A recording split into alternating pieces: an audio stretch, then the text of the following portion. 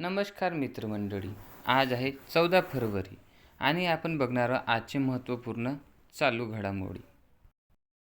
तुम्ही आज एक्स्ट्राचे क्लास आहे असे सांगून घराबाहेर पडू नका, कारण की आजकाल पॅरेंट्स पण समजदार झालेले आहे. म्हणून बाहेर जाऊन घरच्यांच्या शिवा न खाता चुपचापपणे माझा क्लास करून घ्या.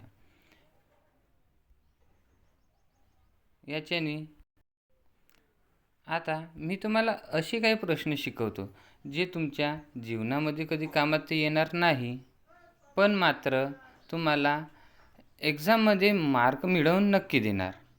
तर हे तुम्हाला पोलीस भरती, तलाठी, वनरक्षक आणि MPSC किंवा आणखी कोणत्या इतर वन डे एक्झामसाठी अत्यंत महत्त्वाचे प्रश्न आहे. तर आपण सुरू करूया आजची घडामोडी. त्याच्या आधी आपण बघणार आहोत काल जे आपण शिकलो होतो त्याचे आपण पुन्हा एकदा रिव्हिजन करूया. तर प्रधानमंत्री नरेंद्र मोदी हे 13 फेब्रुवारी 2026 रोजी कोणत्या नवीन इमारतीचे उद्घाटन केले आहे? तर त्यांनी काल सेवा तीर्थ आणि कर्तव्य भवन ह्या 2 बिल्डिंगचे उद्घाटन केलेले आहे. तसेच भारत आणि कोणत्या देशाने 2026 हे वर्ष नवोपक्रम वर्ष म्हणून घोषित केले आहे? तर भारत त्याच्यासोबत फ्रान्सने पण हा कारनामा केलेला आहे. दिल्लीचे नवीन मुख्य निवडणूक अधिकारी म्हणून कोणाची नियुक्ती करण्यात आली आहे? तर हे आहे अशोक कुमार यांना दिल्लीचे नवीन मुख्य निवडणूक आयुक्त म्हणून घोषित केलेले आहे. त्याचबरोबर कोणत्या ई-कॉमर्स कंपनीने फेब्रुवारी 2026 भारतात फूड डिलिव्हरी क्षेत्रात प्रवेश करण्याची घोषणा केलेली आहे? तर हे आहे फ्लिपकार्ट. ज्याप्रमाणे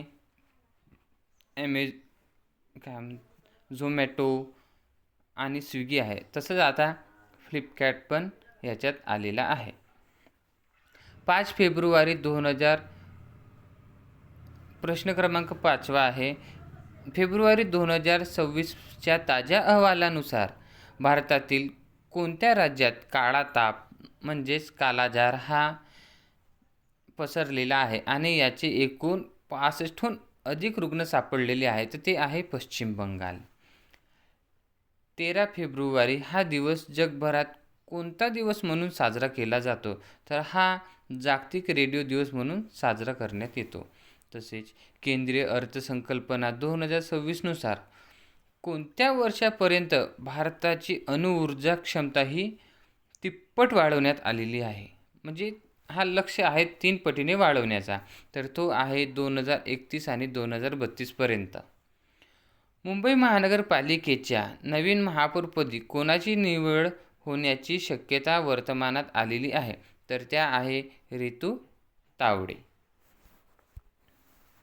ICC T20 विश्वकप 2026 याचे यजमानपद हे कोणत्या देशाकडे आहे? तर हे आपल्या भारतासोबतच श्रीलंकाकडे आहे. प्रधानमंत्री किसान संपदा योजना ही कोणत्या मंत्रालयाशी संबंधित आहे? तर ही खाद्य प्रसारण आणि उद्योग मंत्रालयाशी संबंधित आहे. त्याचसोबत आता आपण बघूया आजच्या घडामोडी. भारतीय लष्कराने पहिल्यांदाच इंटरनॅशनल मिलिटरी ॲडव्हेंचर कप हा 2026चा कुठे आयोजित करण्यात आलेला आहे? तर हा आहे पूर्वी हिमालय याच्यामध्ये आहे. तर 18 ते 23 फेब्रुवारी दरम्यान पूर्व हिमालयच्या पायथ्याशी ही स्पर्धा होणार आहे. ह्याच्यामध्ये भारत, भूटान, ब्राझील आणि नेपाळ त्याच्यासोबत आणखी 7 मित्र देशांच्या लष्करी संघात सहभाग आहे. महाराष्ट्र सरकारने मुंबईला ड्रग्समुक्त आणि झोपडपट्टीमुक्त करण्यासाठी कोणता प्लॅन जाहीर केलेला आहे? तर तो प्लॅन आहे मिशन मुंबई. मुख्यमंत्री आणि एकनाथ शिंदे यांनी मुंबईला जागतिक दर्जाचे शहर बनवण्यासाठी मिशन मुंबई अंतर्गत व्यापक ऑक्शन प्लॅनची घोषणा केली आहे, ज्याच्यामध्ये ड्रग्स निर्मूलन याच्यासारखे गोष्टीवर विशेष भर दिलेला आहे. भारतात राष्ट्रीय महिला दिन दरवर्षी कोणाच्या जन्मदिनानिमित्त साजरा केला जातो? तर ह्या आहे आपल्या सरोजिनी नायडू यांच्या जन्मदिवसानिमित्त भारतात राष्ट्रीय महिला दिन म्हणून हा साजरा करण्यात येतो. आता सरोजिनी नायडू यांना भारताची गानकोकिळा म्हटले जाते. फेब्रुवारी 14 याच्या दरम्यान त्यांचा जन्म झाला. आणि हा दिवस राष्ट्रीय महिला दिन म्हणून साजरा केला जातो.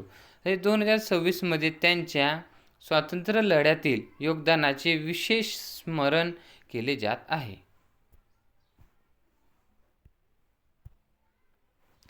प्रश्न क्रमांक 5 आहे, इस्रोने फरवरी 2026मध्ये कोणत्या नवीन उपग्रहाचे प्रक्षेपणाची घोषणा केली आहे? तर तो नवीन प्रक्षेपण आहे EOS-09. EOS-09 हे अर्थ ऑब्झर्वेटिंग सॅटेलाईट आहे. इस्रोने शेती आणि पर्यावरणाच्या देखरेखीसाठी हा आधुनिक उपग्रह आकाशात सोडण्याची तयारी पूर्ण केली आहे. याच्यामुळे पिकाचे नुकसान आणि पुरासारख्या नैसर्गिक आपदा यांची पूर्वसूचना मिळावे याच्यासाठी हा उपग्रह सोडण्यात आलेला आहे. महाराष्ट्र राज्य सरकारने ग्रामीण भागातील विद्यार्थ्यांसाठी नवीन शैक्षणिक योजना सुरू करण्याचा निर्णय घेतला आहे. तर ही योजना आहे शाळा सेतू योजना. ग्रामीण भागातील विद्यार्थ्यांना आधुनिक तंत्रज्ञानाशी जोडण्यासाठी आणि शिक्षणातील दरी कमी करण्यासाठी शाळा सेतू योजना सुरू करण्यात आलेली आहे. प्रश्न क्रमांक 7 आहे, नुकतेच भारतातील पहिले म्युझिकल पाथ म्हणजेच संगीत रस्ता हा कोणत्या शहरात सुरू करण्यात आलेला आहे? तर हा आहे मुंबई येथे. तर हा रस्ता मुंबई कोस्ट रोडवर भारतातील पहिल्या म्युझिकल पाथ तयार करण्यात आलेला आहे. जेव्हा एखादी वाहन ठराविक स्पीडने या रस्त्यावरून जाते तेव्हा टायराच्या आणि रस्त्यावरील विशेष ग्रूव्हर्स यांच्या घर्षणामुळे जय हो या ऑस्कर विजेत्या गाण्याची धून ऐकू येते. हा प्रयोग चालकांना वेळ मर्यादित ठेवण्याच्या प्रवृत्तीने करण्यासाठी आला आहे.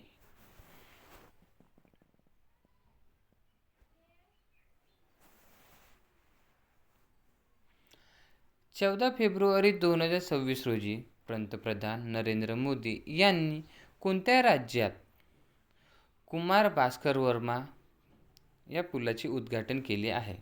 तर हे आहे आसाम येथे. प्रधानमंत्री नरेंद्र मोदी यांनी आसाममधील ब्रह्मपुत्रा नदीवर बांधलेल्या कुमार भास्कर वर्मा पुलाचे उद्घाटन केलेले आहे. हा 6 पदरी पूल आहे. तर तसेच गुवाहाटी आणि उत्तर गुवाहाटीला जोडतो. याच्यासोबत त्यांनी गुवाहाटीमधील IIM गुवाहाटी आणि ईशान्य भारताच्या नॅशनल डेटा सेंटर देखील याचे उद्घाटन केलेले आहे.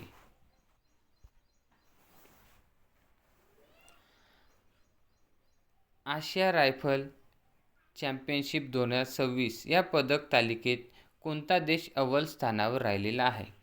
तर बघा, भरपूरशा ठिकाणी अशा स्पर्धेमध्ये चीन हा सामोर असतो, पण मात्र आता आपला भारत यांनी एकूण 94 पदे मिळवलेली आहे. याच्यामध्ये 51 सुवर्ण, 23 रौप्य आणि 20 कांस्य पदक याचा समावेश आहे. आणि याच्यासोबत भारताने आशिया पिस्टल चॅम्पियनशिपमध्ये प्रथम क्रमांक हासिल केला आहे. ही स्पर्धा भारतीय नेमबाजीसाठी एक ऐतिहासिक यश मानले जात आहे. प्रश्न क्रमांक 10वा बघूया. कामाच्या ठिकाणी महिलांची सुरक्षा हा विषय राष्ट्रीय परिषदेत 14 फेब्रुवारी 2023 रोजी कोठे आयोजित करण्यात आले? तर हे आहे नवी दिल्लीमध्ये. महिला व बालविकास मंत्रालय यांनी नवीन दिल्लीतील विज्ञान भवन येथे या परिषदेचे आयोजन केलेले आहे. शी बॉक्स पोर्टलच्या माध्यमातून कामाच्या ठिकाणी होणाऱ्या लैंगिक छळाच्या तक्रारींचे निवारण अधिक प्रभावीपणे करण्यात यावे याच्यासाठी ही शी बॉक्स योजना सुरू केलेली आहे.